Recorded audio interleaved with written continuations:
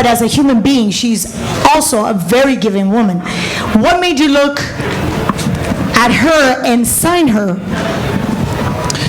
Look, I mean, just the simple fact that she's the greatest woman of all time, there's no debating that, and I like to work with people that are cool, and Amanda and I, clicked from day one, and she, needs to be put onto a bigger platform, and that's where Most Valuable Promotions, Nikisa and myself come in, because she's a star, like you said. She's got the record, she's got all the accolades, but it's the constant. You hear the boxing story all the time about the best fighter in the world who is underpaid or isn't as big of a star as they should be, and so that's what I've figured out. That's the formula that I've developed, is the marketing, the content, the branding, the entertainment side, and that's what we hope to be able to give to Amanda Serrano and other boxers alike.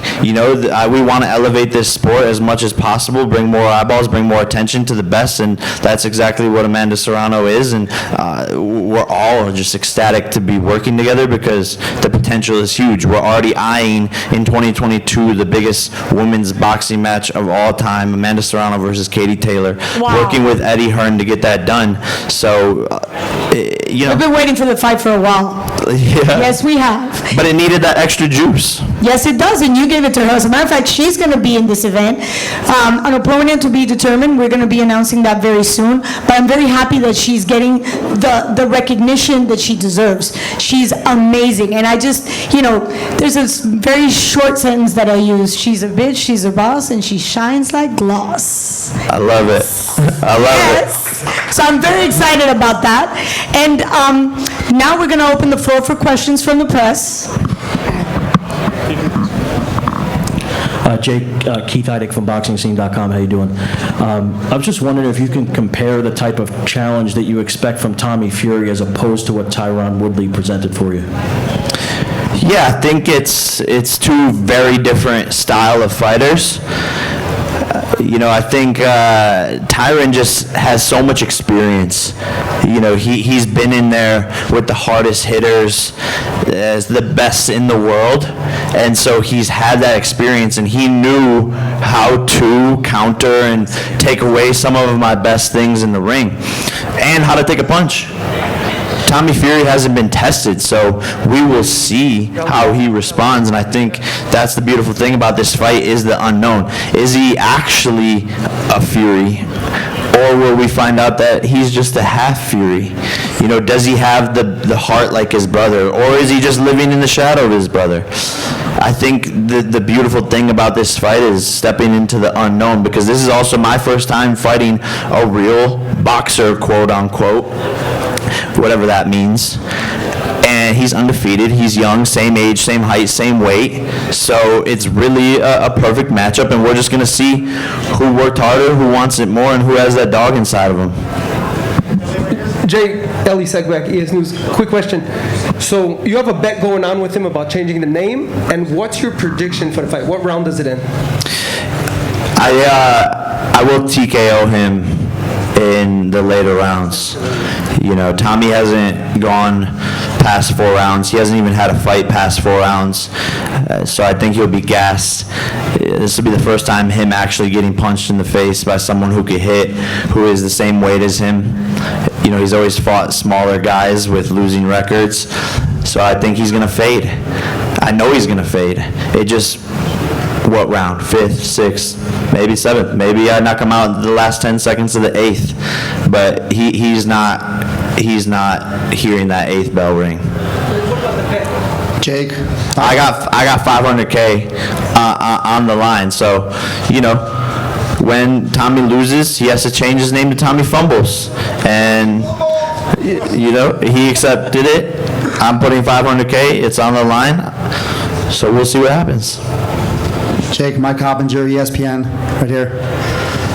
Look, one of the biggest issues in boxing right now is that a lot of the top names aren't very active, but yet you're here with your 3rd pay-per-view fight of 2021. Why do you think it is that you're able to get all these fights in, and a lot of the other guys, obviously you have less fights, but you're still fighting pay-per-view fights and all the media obligations that go with it. Why do you think the other guys aren't fighting as often? Like you said, it's one of the biggest problems in boxing is promoters not wanting to risk their big fighters losing, because that's their paychecks, that's how they make their revenue, and so it's too big of a risk for them. But me, we're a big team, but a nimble team. We move fast, we make decisions, and I'm not scared of anybody. People are saying, fight this person, fight that person, fight this person. I'm doing these fights literally as fast as we can get the deals done, and I think a lot of these pro boxers, from what I'm sort of finding out, is they don't work actually that hard, and they're not really down to fight all the time whenever the call comes in. So I think that's the big difference. This is my fourth fight in 12 months. It's the third pay-per-view this year, but it's 4 fights in 12 months. So really the only person that's as active at this big of a platform is Canelo. I have a question about that. I just want to address something, because I feel like everybody in there, at the end of the day, the white boy can fight, you know what I'm saying? And I feel like people try to underestimate it, you know that. Yeah, he can fight, so. I have a question about that. This is perhaps the biggest week in boxing in 2021. Canelo against another outstanding fighter, Caleb Plant. Your views on that fight? Who's going to take the win? It's exciting. In boxing now, rarely as a fan do we see these big fights where you get excited and you wake up on Saturday morning and you're like, man, I can't wait for tonight because I'm so excited for the fight. That's only happened maybe once or twice this year, with the Fury Wilder fight, maybe Mayweather Logan, maybe a couple Jake Paul fights, but this one's exciting. History making. It's great for and it's great for the sport. The unification of 168. Can Canelo do it? Can Caleb Plant do it? Undefeated, another undefeated fighter in his record. And this fight is exactly what boxing needs more of. We want to see Canelo versus Benavidez. We want to see Plant versus Benavidez. We want to see these big fights. Why aren't they happening? The promoters? Because I'm sure the fighters want the payday. That's above my payday. So I wish I had the answer to that. Jake, Marcus Hayes, Fight Hub TV. Thanks for taking my question. I'm wondering, you've come into boxing and sort of disrupt the landscape of the traditional boxing with having big fight after big fight after big fight and being a relatively new name.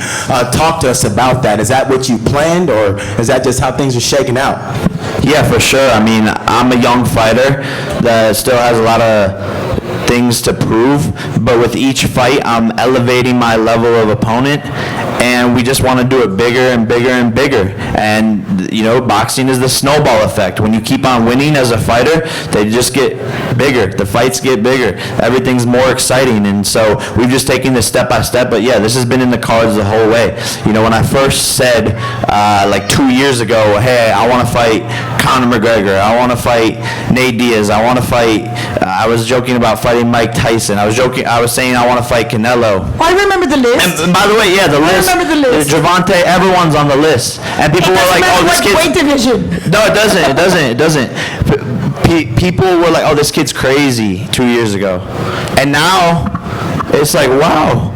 We've gotten this far, this fast, and the world is my oyster. All I have to do is 3 letters, W-I-N. And why do you think I work so hard? Why do you think I've progressed a lot faster than a lot of these pros are? Because I'm having to rise up to the highest level of boxing with 18 months of experience, 20 months of experience. So I'm progressing a lot faster than a lot of these pro boxers, and it is what it is because they don't have the pressure. They don't really have anything to lose. They lose, it's whatever. If I lose, the whole world's laughing. The whole world's like, yeah, we told this kid, like, we got him. This was just a thing. He's not a real pro. Get him out of here. Finally, we got our sport back. A lot of boxing wants to see me lose. A lot of them want to see me win, but a lot of them want to see me lose. So I have a pressure, and that's created a diamond. I have an answer to that comes from a a very credible source, Marco Antonio Herrera, world champion in 3 different divisions, Hall of Famer, and we talked about you in this fight. And that's one thing that a lot of people don't know. A lot of fighters do support this because they're bringing a new generation of fans. How responsible do you feel bringing this new generation that don't remember the Julio Cesar Chavez, or they just know about Muhammad Ali because of the documentary?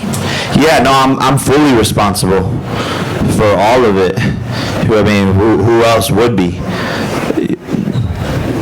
I'm not sure. Like I said, 4 fights in 12 months. I have 65, 70 million followers across my platforms. That's a younger demographic, and they're coming into the sport of boxing, and they're going to become fans of other people.